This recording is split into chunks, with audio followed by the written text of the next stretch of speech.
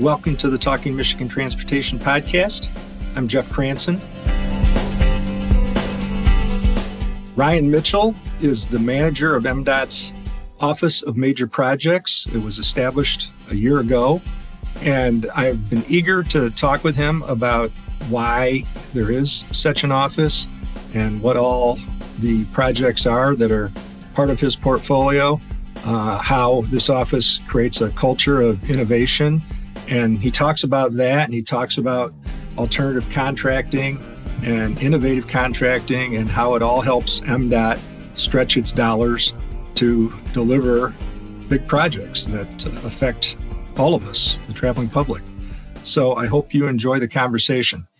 So Ryan, before we jump into the topic at hand, what you're doing now, trying to establish and create and manage an office of major projects, which by definition means big things. Remind us a little bit of your background and your trajectory and what brought you to MDOT. Sure. Thanks, Jeff. It's an honor to be here as always, and especially good timing as we have just hit the 1-year anniversary of the Office of Major Projects.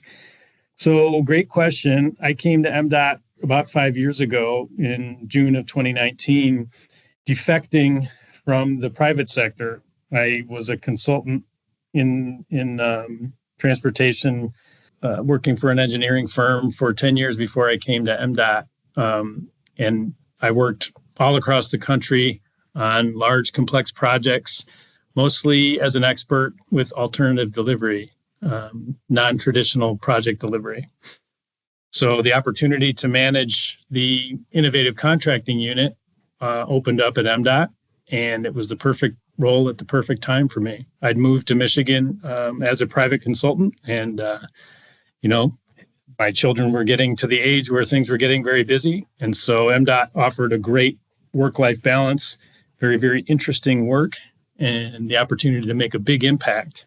And so I jumped at it, and it's been a great experience. Well, I always appreciate your willingness to explain complicated things, and I think you're a very good communicator, and that's one of the reasons why I wanted to talk to you. So before we jump into major projects, for the uninitiated, talk about alternative delivery and innovative contracting. And, somebody might say, well, why does that have to be a separate category? Shouldn't all contract be innovative? So talk about that. Great question, Jeff. And I always like to take the opportunity to explain it because it can be a little bit mysterious. And as a result of it being mysterious, it can kind of create suspicion.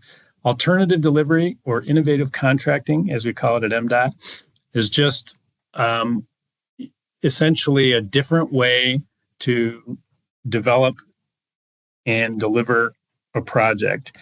Every project that MDOT is going to construct will be designed, right? And it'll have specifications and requirements. The main difference with alternative delivery or innovative contracting is the role of the private sector. And the most notable difference between traditional and alternative delivery is when we engage the private sector and the amount of involvement that they have. In innovative contracting projects, I'll use construction manager, general contractor as an example. We engage the contractor team very early in the development of design plans. And that's ordinarily because the project has been evaluated and is considered very, very complex. And so how the project will be constructed is really important to the feasibility and the risk of the project being reduced so that it can be delivered on the expected budget and on the expected schedule. That's one example. A recent trend with project delivery has been the introduction of progressive design build. MDOT has actually developed and is delivering 2 progressive design build projects right now. It's a very similar model to CMGC, construction manager, general contractor. The difference being that in the case of progressive design build, the designer, instead of directly contracting with MDOT, partners with the contractor team so they collaborate and actually work together as a single entity reporting to MDOT. The same incremental, iterative design development that is kind of a distinguishing factor for construction manager, general contractor delivery is true with progressive design build, but the design is done on the contractor team, within the contractor team. So some slight nuanced differences, but the main feature there that's important to remember is that we bring the private experts into the project, and those that will be assuming risk for design and construction and cost and schedule of the project will actually be under the tent, as they say, with MDOT developing the design. So what do you say to a skeptic who thinks that this cedes too much, I guess, authority or discretion to the private sector? I know from watching what you guys do and watching these projects how much oversight there is and how much back and forth there is. And sometimes it gets pretty tense dealing with contractors. But there are others that don't see that and think, and there were people, in high levels at the state that didn't like any kind of innovative contracting for that reason. So I'm sure you've wrestled with that. How do you talk about that? Absolutely. It's a great question. And anything new can cause suspicion and kind of anything new can be challenging. And we understand that. That's a big part of what we do in Office of Major Projects and Innovative Contracting Unit is to try and kind of expound upon the benefits and certainly point to the risks, because there are risks and the risks are different with alternative delivery, but also to make sure that we're getting the engagement level that we need to understand and deliver these projects, because they are different. So what I would say is we're not ceding authority to the private sector in any circumstance. We are transferring risk in many cases, whether it be financial risk, as in the I-75 Segment 3, P3 project, where the contractor actually went and got secured debt for the project through federal credit assistance, and then took on financial responsibility and long-term payment responsibility for the project, and will be paid out over a very long term by traditional project delivery standards. So they took on quite a bit of risk. They are empowered to kind of take ownership of the project schedule in a way that is not typical, but we do not cede any control of decision making. So, and we certainly don't cede any ownership of the project in any way. So that may be a misconception that I'm happy to clear up. MDOT is always in charge of its own projects and always has final decision-making authority and quite a bit of discretion in making decisions on its projects. We do negotiate certain terms and conditions related to these projects in order that the private sector can get comfortable with the risk and actually make sure that their delivery of the project is feasible. But MDOT always retains full discretion and decision-making authority so that it can ensure that it's representing the public interest. That's the number one thing. Would you say that the contractor is willing to take on that risk and basically gamble that they'll still be money ahead years from now because they knew what they were getting into, and this incentivizes them to build it in such a way that it's not going to need a lot of expensive maintenance? Is that it fair? Absolutely does. Yes. Yeah, it's a great point, Jeff. The big benefit of long-term contracting is that life cycle perspective that it brings. When you are developing and delivering a project that has a long term and a maintenance term involved, you're absolutely right. The contractor will design and construct it in such a way that it ensures a long life cycle for the project to minimize future maintenance costs. So what does an Office of Major Projects, bring to the department that wasn't in the previous structure? What does that allow you and your office to do, I guess? Great question, Jeff. If you look at our org chart, what you will see is a bunch of very senior and experienced expert project managers that were previously from, organized into different areas of MDOT. What the Office of Major Projects does is bring these very senior expert project managers together into one place to allow them to learn from each other, share resources, and then develop operating procedures and best practices for future MDOT PMs to benefit from. So with the goal being that we'll have more consistent and efficient delivery of major projects and more consistent accountability and communication from the major project teams. So it's really about, it's kind of creating a culture to focus on innovation and leveraging resources, economies of scale. I mean, is it all those things? I think it is, Jeff, and I'm glad you mentioned the word culture. That's been one of the most rewarding things of this new position. It has been challenging, there's no doubt, in bringing those disparate groups that had disparate leadership and disparate cultures together and saying, hey, folks, we've got an opportunity of a lifetime here. It's not every day that we get to create a new place within this agency and and essentially develop our own culture. But that's exactly what we've done. And we focused on those things that you mentioned: innovation, leveraging our common resources, and trying to do things efficiently. That is absolutely what we've focused on. And together, we've kind of agreed on what the goals are, which are to create this cohesive team with the expertise and resources to deliver transformational projects efficiently and equitably. And so that's kind of what we all agreed was, kind of the North Star for this group. And we've put into place a strategy for us to achieve that goal. So the Federal Highway Administration uses some of these terms and they have categories. For our purposes, what makes a project major? So Federal Highway makes it very easy for us with respect to the definition. It is a project with a total project cost, meaning anything from the feasibility all the way through CEI of the implementation stage, et cetera, through maintenance, whatever, although they don't pay for maintenance, that equals $500 million or more. As you know, particularly in recent years with kind of unusually high cost escalation and inflation, $500 million doesn't go as far as it used to, but that is currently the definition of a major project. And we have several that fit within that.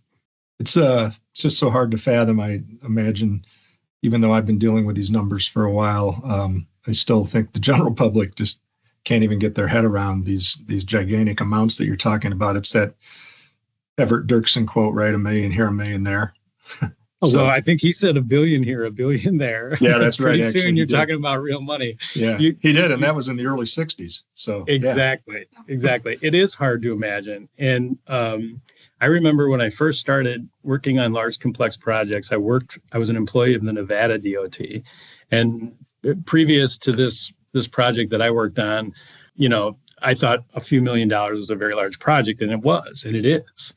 And then I started working on a project that was about $80 million, a reconstruction of Interstate 80 in downtown Reno.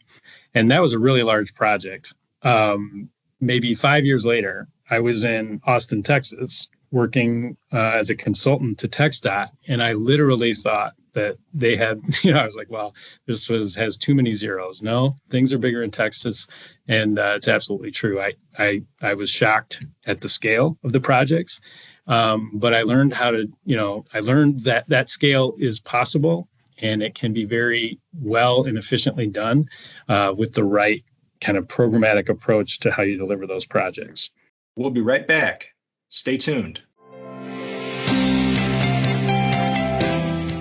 If you are enjoying today's Talking Michigan Transportation podcast and would like to learn more about some of the exciting innovations going on at the Michigan Department of Transportation, check out the MDOT YouTube channel for videos featuring project updates, safety initiatives, and program highlights. Go to youtube.com/MichiganDOT and subscribe.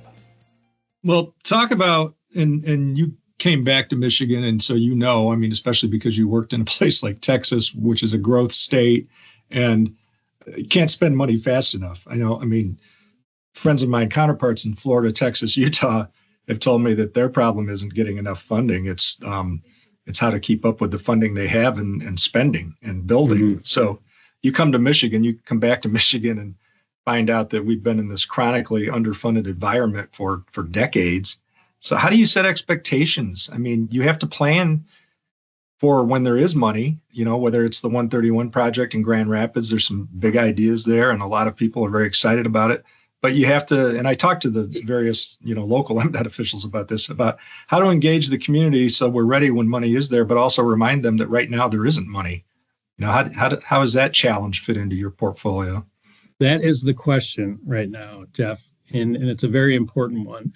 I think it's twofold. It's what you said. It's being prepared for not if, but when money becomes available for these kind of just anchor transportation assets. These are the arteries of that move people and goods that form, as you've heard it said, the backbone of our economy and our way of life, right? And they have to be replaced. It's not a matter of if, it's when. So there's two things. One is, as you mentioned, being prepared. And when I came to Michigan, as you mentioned, when I came back to the Midwest and I started working in Michigan, and particularly when I came to MDOT, I knew that bringing that programmatic rigor that I learned about in Texas and Nevada, having very efficient business practices, things not rocket science, but just standard operating procedures and templates for common practices.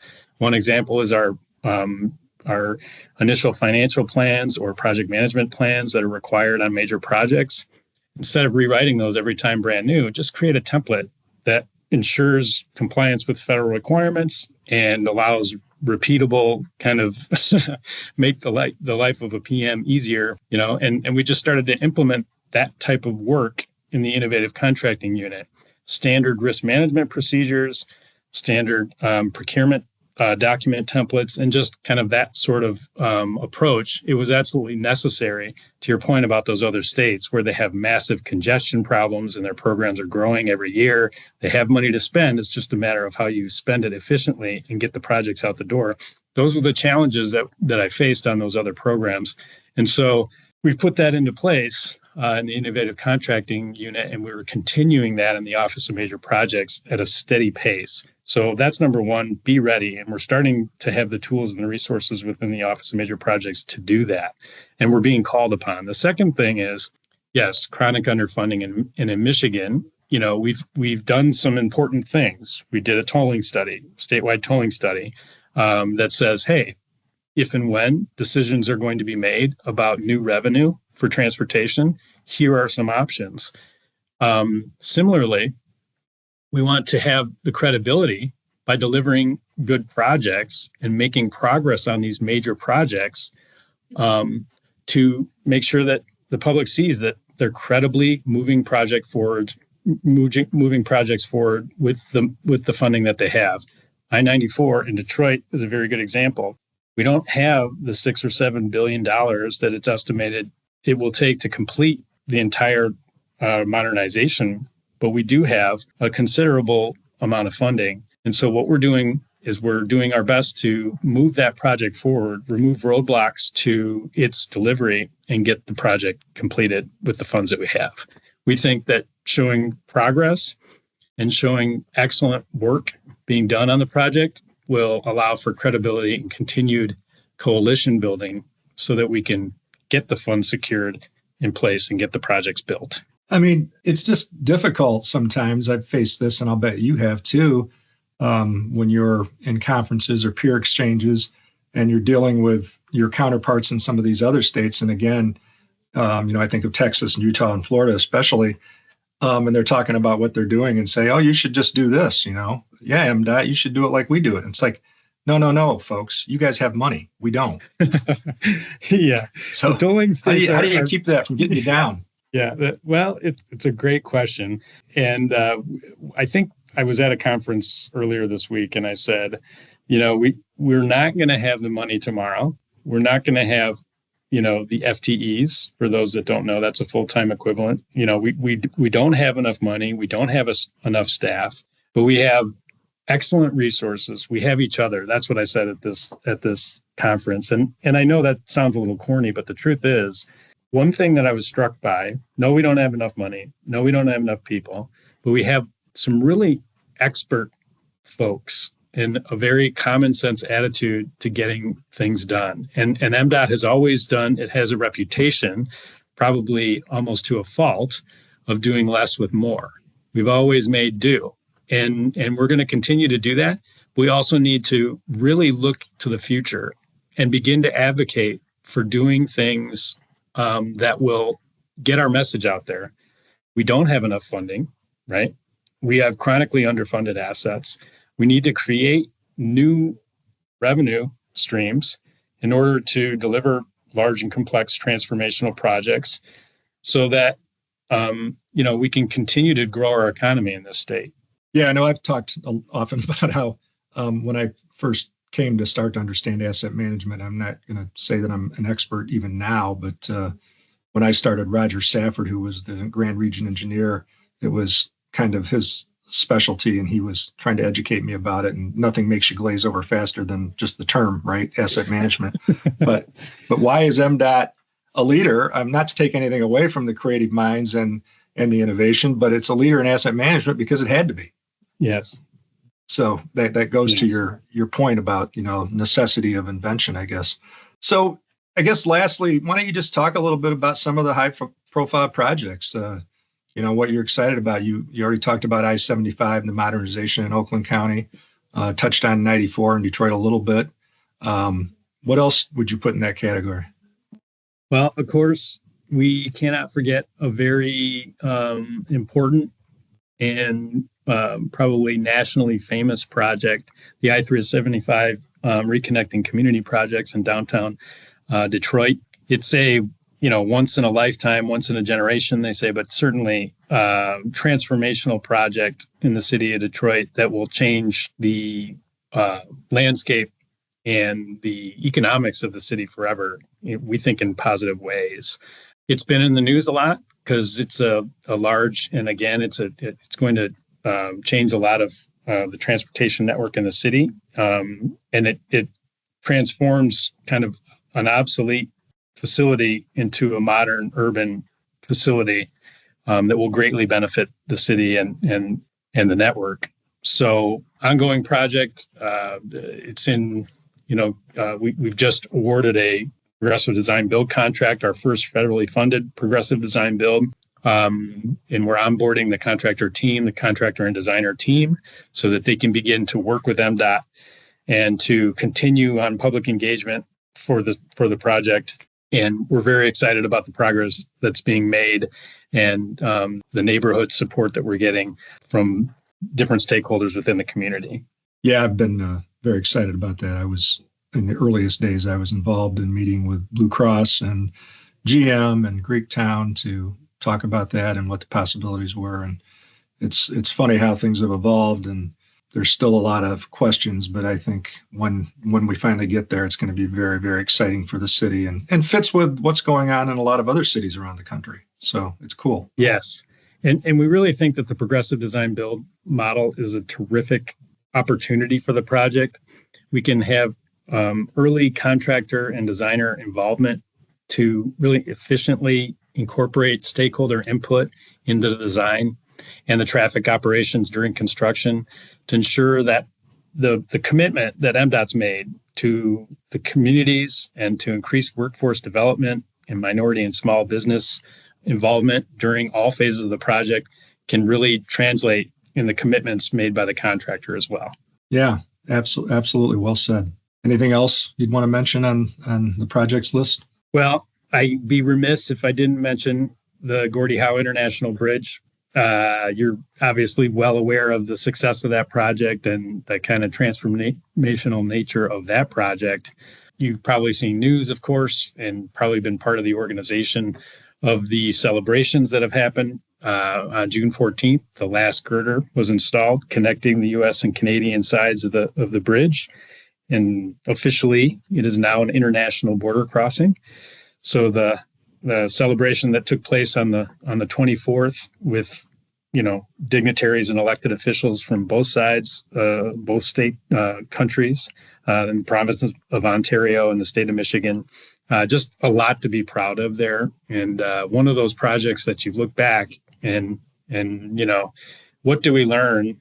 Well, Jeff, like you say, through seemingly insurmountable issues, right, and challenges, the two governments work together, and some amazing, talented people at MDOT, including yourself, Mohammed Al-Gharabi, the senior project manager, and the current team of Hussein Ibrahim and Jim Seiler and Bonnie Yu and others, just persisted in continuing to develop the project in cooperation with other experts and the Canadian government.